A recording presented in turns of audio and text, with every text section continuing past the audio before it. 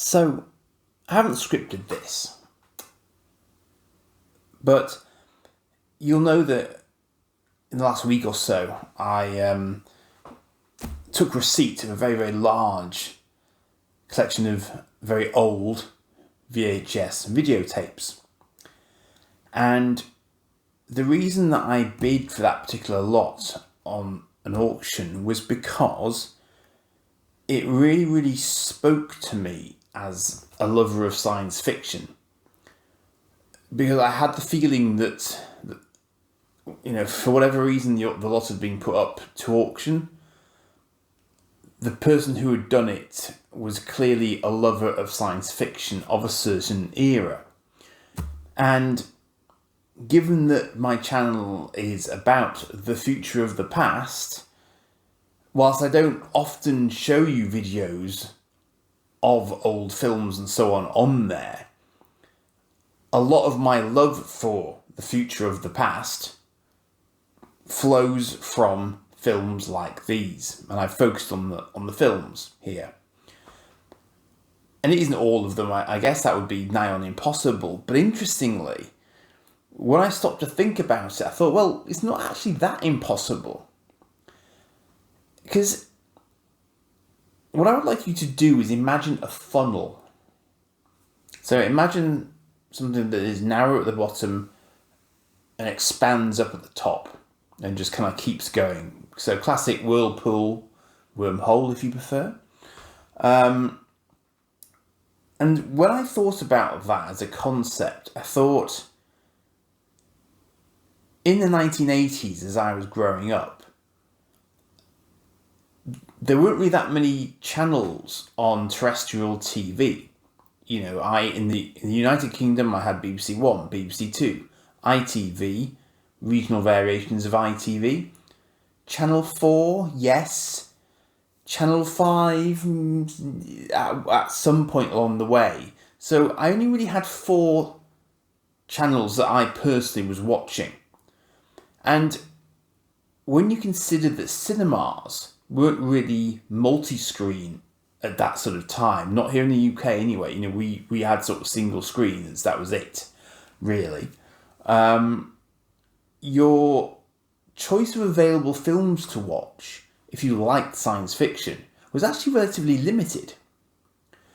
And so, for me growing up, as compared with now, really different landscape.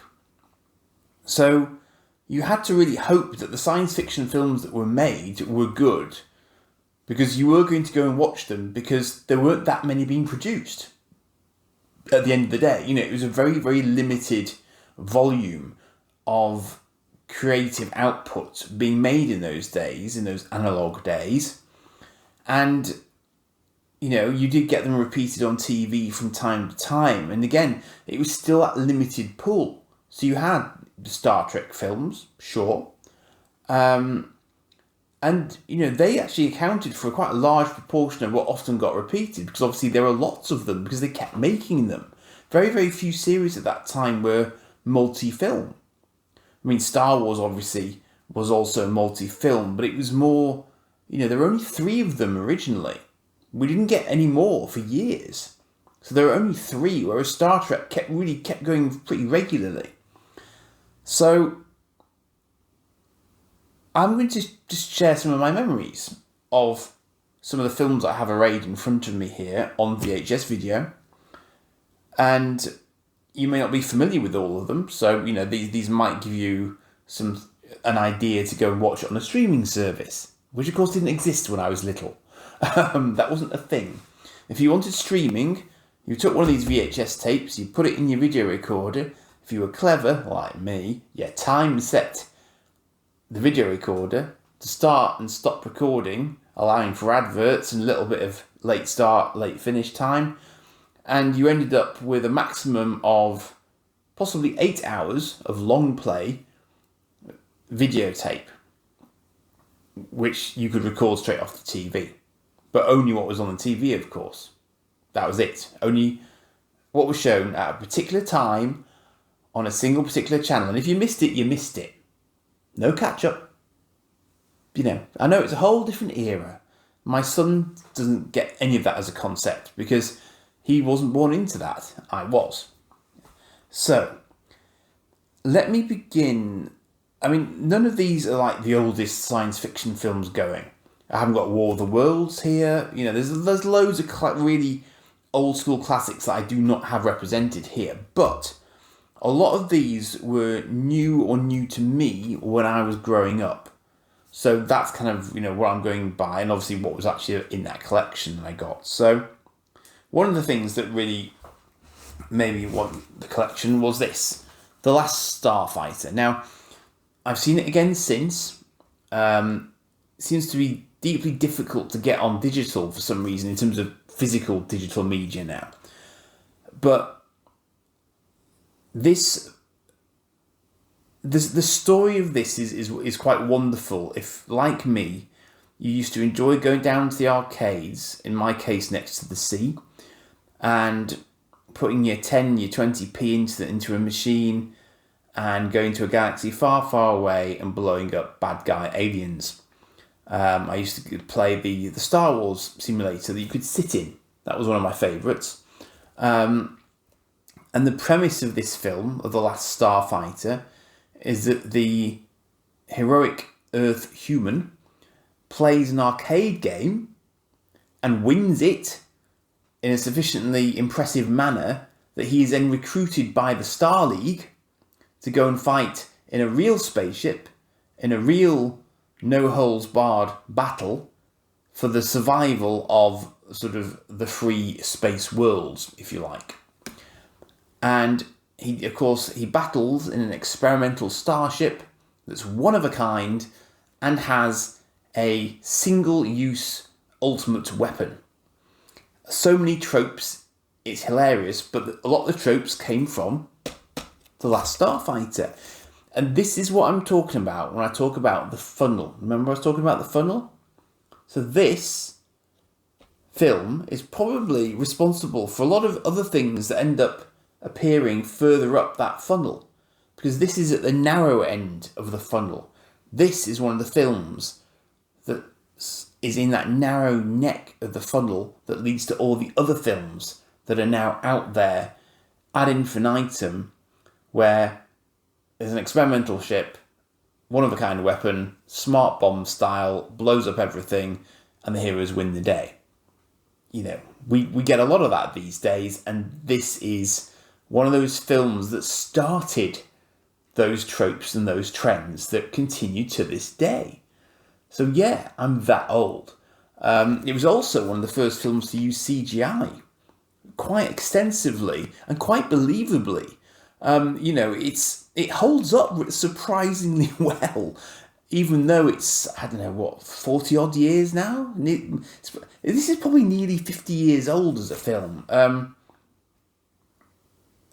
This is copyright 1986, but I suspect the actual film was slightly older than that. So we're nearly getting to 40 years, probably, of The Last Starfighter at this point. I'm afraid I haven't done a huge amount of research for this, because I just wanted to chat, really. It's also, I love the cover as well. It's a sort of stoical hero on the front, the bad guy's on there as well, and his plucky alien co-pilots, and just, all that good stuff. And the ship's on there as well. And Channel 5, that is... You see... Think of Captain Marvel. If you've watched Captain Marvel, the first Captain Marvel film, she lands in a Blockbuster, in a video store.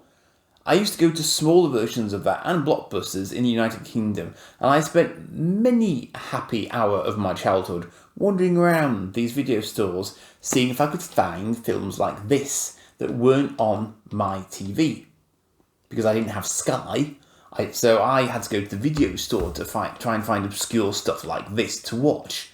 So I used to get on my bike with my backpack, go out, rent the videos, come back, watch them, duly rewind them, because you had to do that because it's actually a physical tape in here. And, this is it. That is what we used to have to do. We had to put that in a machine, hit play, watch it all the way to the end, rewind it, take it back to the shop again. That was video rental. And it's bizarre that I should be having to explain that to you. But you might be of an age where that just wasn't never a thing. It is what it is. Forbidden Planet. Very, very classic science fiction film. And I know someone who hasn't seen this, Gareth. So, we need to basically strap him into a chair and make him watch it. Because the special effects were really good for its day, but it's the story. It's the story that drives this film, as is always the way with science fiction films. If they're not making you think a little bit after the event, I'm not so sure they're really science fiction. Does that make sense? But this is a really, really classic film. It's only 94 minutes. It's probably about half the length of a normal film these days. I'm just trying to see if I can actually see a year on it. But whatever year this is, it won't be representative of when it was actually made, because it's probably kind of mid-60s. Something like that, I would imagine. It's in good condition. And this robot is a very, very famous robot, Bobby the Robot. There's been many, many toys of him made. And he's turned up in many, many other shows as well, like Lost in Space. Again, a TV show of a very early era that's still a thing now with a new series, because people like me remember it and they hope that people like me will want to watch it again. So, Silent Running. Silent Running. Everyone remembers the little robots, Huey, Dewey and Louie, I think was the names. I may be completely making that up, but you can see them on the front here. So poor little guys like the it's Warwick Davis, is that his name? The guy basically who played Ewoks and R2-D2. So I think he was one of the actors who was inside these little bots. And it's a really sort of deep film. It's not a shooty film, it's just a story. And basically the ship Valley Forge is trying to preserve plants in space. And for whatever reason, I can't remember exactly why, I think he's ordered to blow up the ship or come back to Earth or something. He decides that it's not the right thing to do. So he sort of... I'll leave it at that in case you do want to watch it yourself. But... it's just a really moving film. And again, really great special effects, really interesting science fiction concepts. And it's just one of those very, very sort of classical science fiction films from that sort of era. Copyright 1972, this one. So somewhat older than me, just. But again, one of those films that I would always watch if I found it. It is Huey and Dewey. Yeah. There we go. Interesting. Okay. I've got Logan's Run. I'm not actually sure if I've ever properly watched Logan's Run. And if I had got a video recorder, I would watch it. But again, it's one of those ones where I know it more by reputation, perhaps, than me actually having grown up watching it, if that makes sense. But it is one of those things where it's got a lot of... And it's actually an Oscar-winning film. It won an Oscar for Best Special Effects. So, again, it's just that one of those pieces of the puzzle. I don't know what you'd compare it with these days. Anyone's got any suggestions on what Logan's Run is most similar to now? So his job is to eliminate runners. So it's people trying to sort of escape from a very controlled city, basically. So it's a very dystopian sort of film. It's one of those sorts of films, Now we've got the Philadelphia Experiment. Now this keeps getting remade from time to time. I suspect it was more well known in America than it was over here. But again, I either saw this on TV or I got it from the rental store, because... the tagline here is 40 years ago they opened a hole in time and it stayed open. So, it had time travel in it. It had an experiment gone wrong in it, and something that needed to be fixed to try and avoid dire consequences, basically. So, executive producer John Carpenter. So yeah, just really, really interesting. And again, quite sort of a high science fiction film, if you like, in those sorts of terms. So again, the story just really sort of interested me. Got Saturn III. This one's quite a dark one. Got some great actors in it. It's got Harvey Keitel, Kirk Douglas, and Farrah Fawcett in it. A very, very futuristic film. Space travel. There's robots. But the interesting thing about it was that the robot is a classic sort of robot gone wrong kind of scenario, because it's part programmed using the brainwaves of Harvey Keitel, and because he's not thinking good clean thoughts when he programs it, I think that's what causes the problems. So again, it's kind of the special effects in it were really, really impressive, I thought. But I mean, I haven't watched it for years. It may look completely rubbish now. Some of these things age better than others, but at the time, again, it was one of those films where I'd sort of set the video recorder in a sort of quiet fashion so my parents wouldn't know that I was recording it. It's not that naughty at all. But when you're growing up, anything that is on after a certain time seems naughty. That's not a thing now, because again, you got streaming. But whatever. Anyway. Now, of course, this is very topical at the time of recording, June. But this of course, is the 1st June. It's the old June. It's the Patrick Stewart June. Yeah, it's just, I love this film. It's quite dark. It's pretty. It doesn't pull its punches. I'm surprised it's only rated 15. It's a 2-hour long film. I'm trying to read I think it's an mid 1980s maybe. It's got Sting in it, not singing, but it's just really, really well done. And I've read the books, at least the majority of the books, and it isn't a bad representation at all. Considering what they were trying to do with it. And I think there were various attempts to make Dune, and there have been attempts after this, obviously. But I still really like this. Again, as a sort of impactful film on a sort of a young science fiction watcher, it's got some pretty scary stuff in there for its day. But it left an impression. And I think a lot of people were left disappointed by it. But I've never really had that much of a problem with it. I mean, as I say, you can look back on anything and say, "Oh, that's really rubbish, isn't it?" But at the time, it wasn't. At the time, it was unique. It's only now that we're at the top of the funnel that it's been diluted. But when it came out, the funnel was narrow still, so there wasn't that much choice. And of what there was, it was bloody impressive. Just the way of it, isn't it? Go on to my second row now. 2001, Space Odyssey, Stanley Kubrick. Super classic film. Quite hard to get to grips with. I remember them showing this at school. Don't know why, because the vast majority of the audience didn't know what the hell was going on with it, and I completely understood that. But it is, from a design point of view and everything else, it's a really great reproduction of an Arthur C. Clarke story, and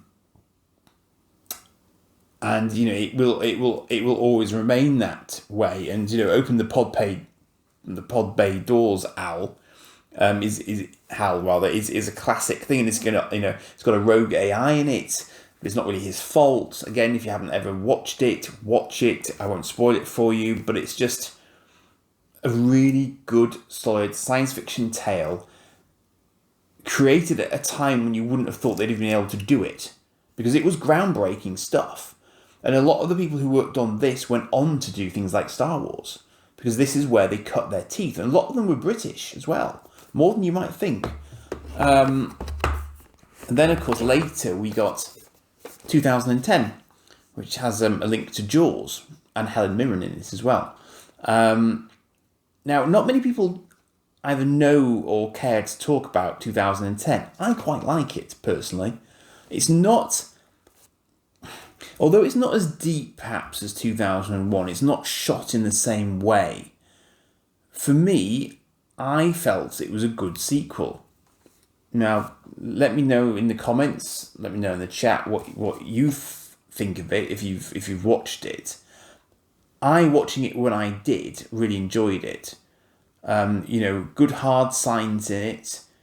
Really impressive aerobraking manoeuvre at one point. And this is one I've been able to pick up on Blu-ray since, although that took some doing. But I have got it. So yeah, I like those two as a pair. Now, Planet of the Apes. The annoying thing about this is it kind of gives away probably one of the very early examples of a film with a massive plot twist at the end of it. Because at no point until those last few moments do you actually know what on earth is going on particularly. So the way in which that was handled was very, very clever.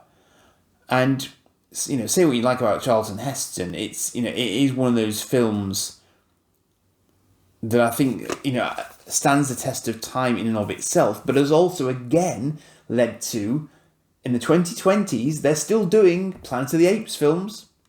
They're still going. I had a TV series based on it as well, by the way. I don't know if you were aware of that, but it did. And it's just, who would have guessed that we'd still be watching films based on talking monkeys? That's exactly what we are doing. Because it's a story that resonates.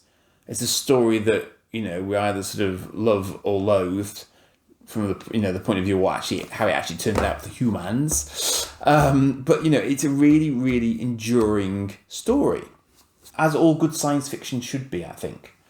Now, these two examples are deeply obscure. And it's just, for me, it's a kind of... I remember Moontrap because it had really good effects, more than anything else. I think perhaps more than the actual story itself. And yet it was a good sort of science fiction romp, which for some reason includes Walter Koenig and Bruce Campbell. Oh, yes. So I wouldn't have known them particularly. I would have known who Walter Koenig was. I wouldn't have known who Bruce Campbell was, because I do now.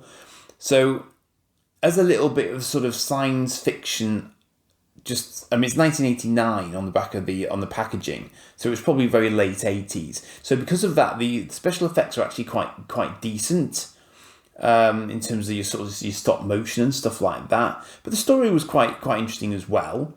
It's not what I would call a classic, but again, for me, growing up, it was influential because I would have definitely, almost certainly, have got this from a VHS store. And I love the fact this is a slightly oversized VHS cassette box for it as well, for some reason. I don't know why. I quite like the cover as well. The cover would have stuck to me in. If I saw that in the video store, I would have gone, yep, I'm having that.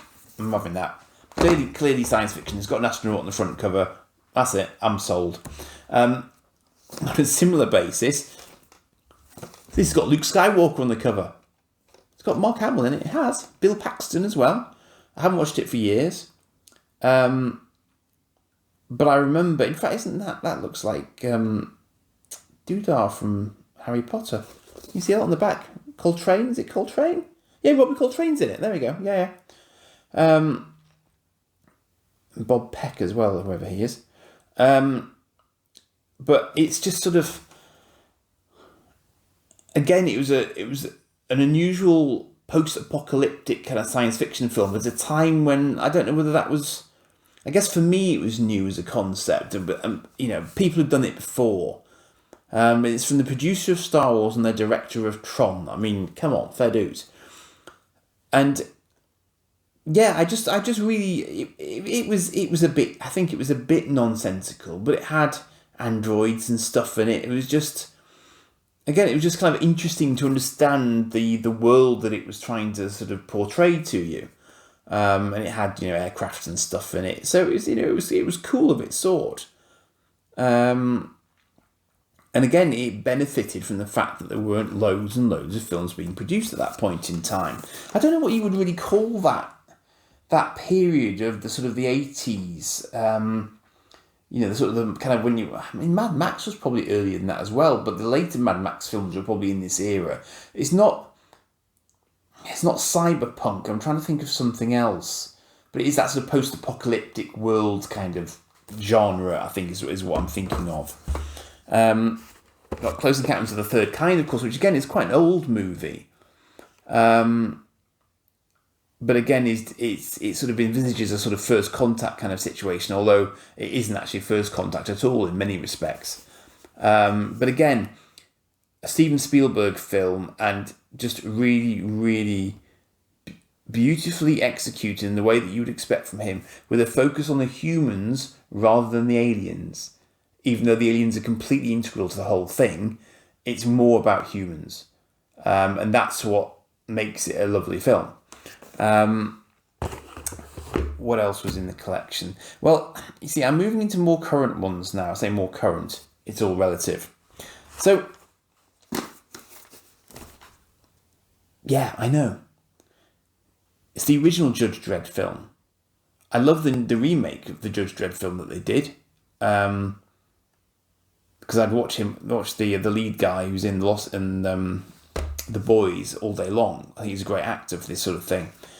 And was Stallone a great choice for it? Possibly.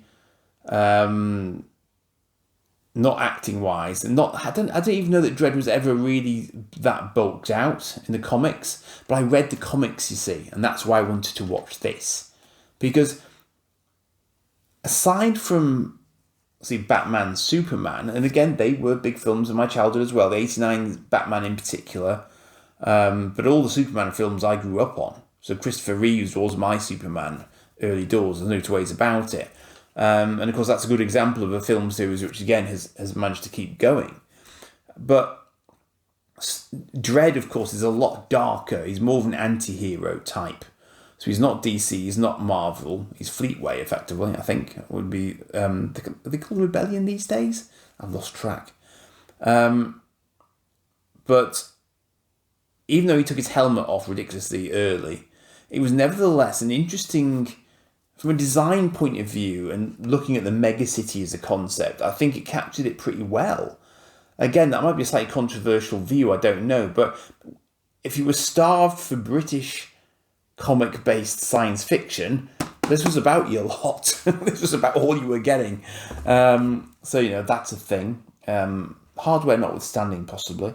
That was a whole different conversation. Now, Wing Commander, much more recent. The tagline on the back of the box is, "All hell is about to break loose at the edge of the universe." Now, you see, I played the original Wing Commander games, actually on an Amiga, which was a bit of a struggle for the Amiga at the time, actually, because it was throwing quite a lot at it. It's got Saffron Burrows in it, nice. Freddie Prinze Jr. So it had some quite big names. It had David Suchet was in it, for Christ's sake. It's quite strange in that sense in terms of the people who are in it. But again, I can't think of many other video game tie-ins that were around in this sort of era. Now this is actually late 90s, so it's much, much later than some of the others, because that's still 25 years ago now. God, I'm old. But it was good special effects. They didn't look anything like the spacecraft in the games, which was unfortunate. But, the mechanics of it and the effects and the tactics, it was one of those classic submarine hunts in space kind of ideas. It was that sort of thing, and wormholes were involved and so on as well. But there was enough clever science fiction in there that it kept me interested. So that was just me, And then, of course, we got things like Galaxy Quest, which is still much loved. But it's actually very, very derivative of everything that went before it, but it put more of a comedy spin on it, which was at that time, I think, out with Spaceballs, was quite a brave thing to do. And again, I do like this film for what it is, and I can see why it was in this guy's collection, because we were definitely on a sort of similar wavelength. I've got Contact. And Contact, again, is an interesting one. There's not actually that much space in it, really. It's more dealing with the real-world cultural impact that space might have, that First Contact might have on us as a culture. Can we handle it? Could we handle it? Or would we just be remarkably stupid about it? And it leaves a slight question mark at the end, which I like. It doesn't wrap it in a bow at all. So, it's an interesting film. I find it an interesting science fiction film. Fifth Element, Bruce Willis, bless him. And of course, the Resident Evil lady. I'm going to get her name wrong now. Maya Jovovich. Very unfairly, she doesn't get name checked on the front cover. That's a bit off, isn't it? But this was big in my sort of university years, 97. Yeah, that makes sense. But again, sort of alien cityscape, complete bonkersness because it's a Luc Besson film. But again, French science fiction, you see. French science fiction is a whole different thing again to what British science fiction is and what American science fiction is. It very much has its own style and its own way of doing things. And that shines through in this, even though it's got American actors in it. So it's a really, really fascinating crossover piece. If you've never watched it, have a look. It's interesting. And the only Cameron entry I've got here is The Abyss. Now, I would have put Aliens in because I love Aliens as well as a film, and indeed the first one, although I haven't watched it for years, strangely. But this had very cutting-edge CGI for its time. It could only have done what it did with that, basically. And I do like submarines. If it's not space, I will take submarines. This has submarines and space, sort of ish. So it's again, if you've not seen it, well worth it. And again, it's got that human story running through it, even though there's sort of apocalyptic stuff and all sorts of other things happening as well. It's the human element that drives it, but the way in which other aspects of it are handled as a science fiction story is brilliant as well. Those are the particular ones that I just picked out to sort of run through, have a chat to you about, obviously. But I suppose what am I getting at here? I think that there's a lot of quality at the bottom of the funnel, is what I'm saying to you. So I think these days it's really hard to know what to watch. I mean, I can go and sit in front of my TV and access God knows how many hundreds of films. But are any of them any good? Are any of them actually me? Because, for me, all of these that I've just been showing you are very much me, because I grew up on them. And I would consider these to be, science fiction films that have some depth that I'm interested in watching. These days you can get something to fit anybody's taste, I think, but this is where the current films grew from. So, if you have the chance, I would go back in time a bit. See, I'm sure a lot of these are probably free to watch these days, but go back and watch them. Just see what you make of them. See if you think they stand up.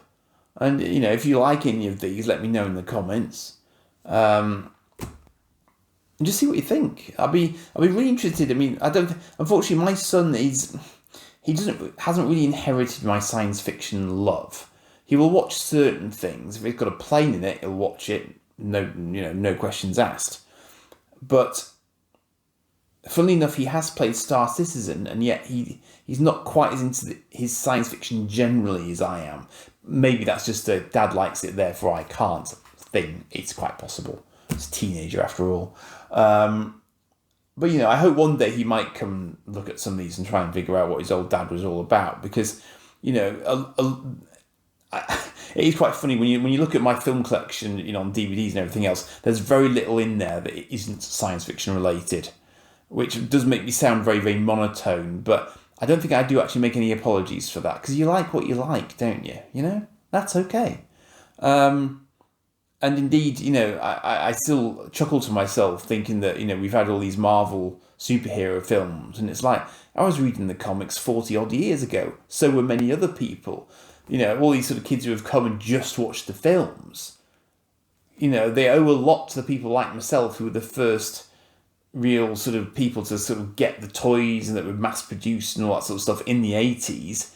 And, I was actually buying computer games in the 80s, not just ripping them off. I was buying them, and that industry is now where it is today. So you talk about the future of the past, this is it. This is what the future looked like in the past, and I bloody love it. So if you bloody love it as well, do like and subscribe to the channel, and I will continue to bring you stuff like this. And this was completely unplanned, and I've not seen it on the auction. I didn't win anything else. I only won this, so it was clearly meant to be. I will be shifting a fair number of these elsewhere, but a few I will hang on to. But I do need to clear the decks a bit because it was a very large collection. So I'll leave my eBay link in the description, because I've also got some Star Trek stuff up at the moment you might be interested in, and I may well put some of these spare tapes up there as well if you're interested. So, I'm not going to take any more requests for them because the Cosmic Council are already sort of wanting a few bits and bobs from me. So I'm going to sort them out and then sort myself out, and then, I'll see what I do from there. So I hope that's been an interesting run through in a little bit more detail of some of the collection that I picked up. You seem to quite like the other videos that I did on the actual unpacking and stuff, so I hope that's been of interest. And I'll see you again soon. Cheers for now.